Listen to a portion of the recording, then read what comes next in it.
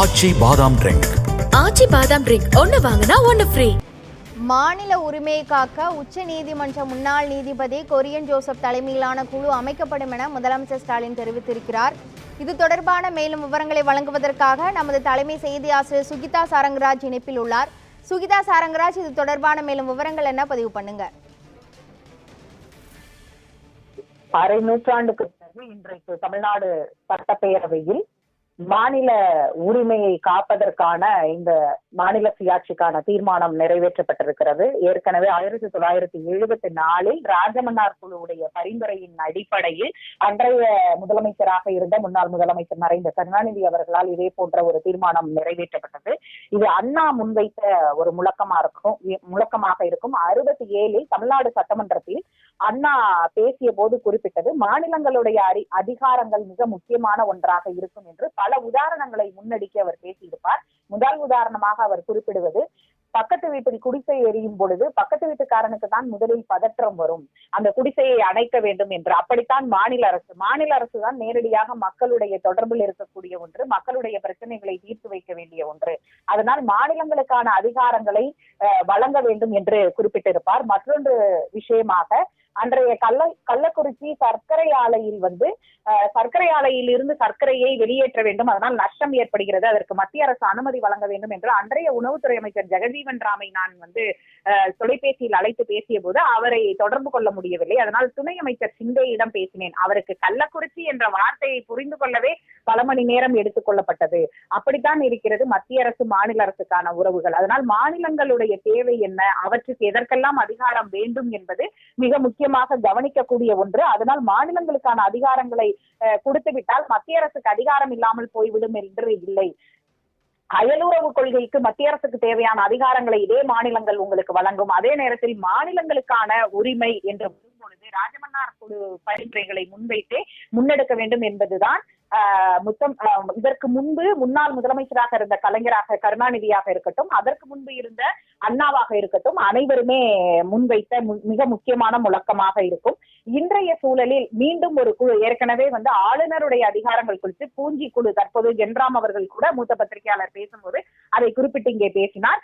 அது ராஜமன்னார் கமிட்டியுடைய பரிந்துரை இருக்கிறது, பூஞ்ச் கமிட்டியுடைய பரிந்துரை நம்மிடம் இருக்கிறது. இதை தாண்டி இன்றைய காலகட்டத்தில் தேவையான, முதலமைச்சர் கூட அதை சுட்டி காண்பித்தார், கல்வி மற்றும் சுகாதாரத்தில் மாநிலங்களே செயல்படுகிறது, மாநிலங்களுடைய பங்குதான் அதிகமாக இருக்கிறது, மாநிலங்களுடைய நிதிதான் அதிகமாக இங்கே பங்கிடப்படுகிறது. அந்த அடிப்படையில் இருந்து பார்க்கும் பொழுதும் மத்திய மாநில அரசுகளின் உறவுகளை மேம்படுத்துவதற்கும் அதே நேரத்தில் இந்த மாநிலத்திற்கான சுயாட்சி அப்படின்ற குரல் மிக முக்கியமான ஒரு குரலாகவும் இருக்கிறது என்பதை தான் இன்றைக்கு முதலமைச்சரும் குறிப்பிட்டார். அதன் அடிப்படையிலேயே இந்த குழு இப்பொழுது அமைக்கப்பட்டிருக்கிறது. அந்த குழுவில் இருக்கக்கூடிய நிபுணர்கள் அனைவருமே ஏற்கனவே மாநில சுயாட்சியில் மிகவும் அவர்களுடைய வல்லுநர்களாக இருக்கக்கூடியவர்களாகத்தான் இருக்கிறார்கள். அது அன்வர் ஷெட்டியாக இருக்கக்கூடிய ஓய்வு பெற்ற ஐஏஎஸ் அதிகாரியாக இருக்கட்டும், அல்லது நாகநாதனாக இருக்கட்டும், முன்னாள் திட்டக்குழுவில் இருந்தவர், இப்படி எல்லோருமே வெவ்வேறு தளங்களில் அவர்கள் மாநில உரிமை குறித்தும் தமிழ்நாடுடைய அரசியலையும் மத்திய மாநில அரசின் அதிகாரங்கள் குறித்தும் மிக சிறப்பாக பங்காற்றியவர்களாக இருக்கிறார்கள். அடுத்த கட்டமாக அண்ணா முன்வைத்தது திராவிட நாடு கோரிக்கையை கைவிடும் பொழுது அவர் சட்டமன்றத்தில் பேசியது மிக கவனத்தில் கொள்ள வேண்டியதாக இருக்கும். 27/6/1967 சட்டப்பேரவையில் அண்ணா குறிப்பிடும் பொழுது திராவிட நாடு கோரிக்கையை தான் கைவிட்டேனே தவிர, ஆனால் அதற்கான காரணங்கள் அப்படியே இருக்கிறது என்று அவர் குறிப்பிட்டிருந்தார். அந்த காரணங்கள் தொழில் வளர்ச்சி தமிழ்நாட்டில் ஏற்படுவதற்காகத்தான் நாங்கள் திராவிட நாடு கோரிக்கையை முன்வைத்தோம் என்று குறிப்பிட்டிருப்பார். அதனால் இப்பொழுதும் இந்த மாநில சுயாட்சி என்பது மத்தியில் கூட்டாட்சி, மாநிலத்தில் சுயாட்சி என்ற அடிப்படையில் இருந்தேதான் இன்றைக்கு முதலமைச்சர் இந்த கருத்தை முன்வைக்கிறார். அண்ணா அந்த கோரிக்கையை கைவிடும் பொழுது அதற்காக வைக்கப்பட்ட ஒரே காரணம் பிரிவினைவாதம் என்ற ஒரு குரல் எழுந்ததன் அடிப்படையிலே அண்ணா அதை கைவிடுகிறார். இன்றைக்கு மாநில சுயாட்சி என்ற பொருளிலும் மத்திய கூட்டாட்சி என்ற பிரகடனத்தை தான் அவர் இன்றைக்கு முதலமைச்சர் கொள்கிறார். அப்படி பார்க்கும் பொழுது இது குறித்து மத்திய அரசு தற்பொழுது வைக்கக்கூடிய வாதமாக இருக்கக்கூடியது, இப்பொழுது பாஜக தரப்பிலிருந்து பேராசிரியர் பேசும்போது கூட குறிப்பிடுகிறார், இது அம்பேத்கரே ஒற்றையாட்சியை தான் விரும்பினார் என்று.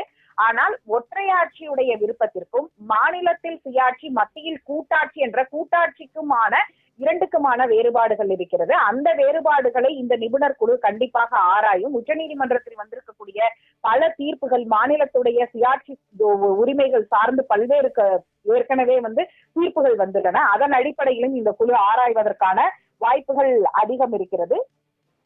அடுத்த கட்டமாக இது வெறும் கல்வி சுகாதாரம் என்று இல்லாமல் இப்பொழுது ஒவ்வொரு முறையும் பிரச்சனை வரும் பொழுது இது காங்கிரஸ் காலகட்டத்தில் இது பொதுப்பட்டியலுக்கு கொண்டு செல்லப்பட்டது அப்படின்ற ஒரு பொதுவான ஒரு வாதம் இங்கே வைக்கப்படும். அப்படியாக இருக்கக்கூடியது இங்க இருக்கக்கூடிய 3 லிஸ்ட், அதாவது state list, union list, concurrent list என்று இருக்கக்கூடிய இந்த 3 லிஸ்ட், மாநில பட்டியல், மத்திய அரசுக்கான பட்டியல், ஒத்திசைவு பட்டியல், இந்த 3 பட்டியலில் இருக்கக்கூடிய துறைகள் சார்ந்தும் அது சார்ந்த அதிகாரங்கள் யாருக்கு எந்த அளவிற்கு நிர்ணயங்கள் உண்டு என்பதையும், அதில் மாநில அரசில் எதெல்லாம் வர வேண்டும், மத்திய அரசிற்கு எதெல்லாம் வர வேண்டும், மத்திய அரசுடைய கொள்கையின் கீழ் எதெல்லாம் இயங்க வேண்டும் என்பதையும் தற்போது அமைக்கப்பட்டிருக்கக்கூடிய முன்னாள் நீதியரசர் தலைமையிலான இந்த குழு, குரியன் ஜோசப் தலைமையிலான குழு பரிந்துரைத்து அதனை வழங்கும் என்றும் எதிர்பார்க்கப்படுகிறது.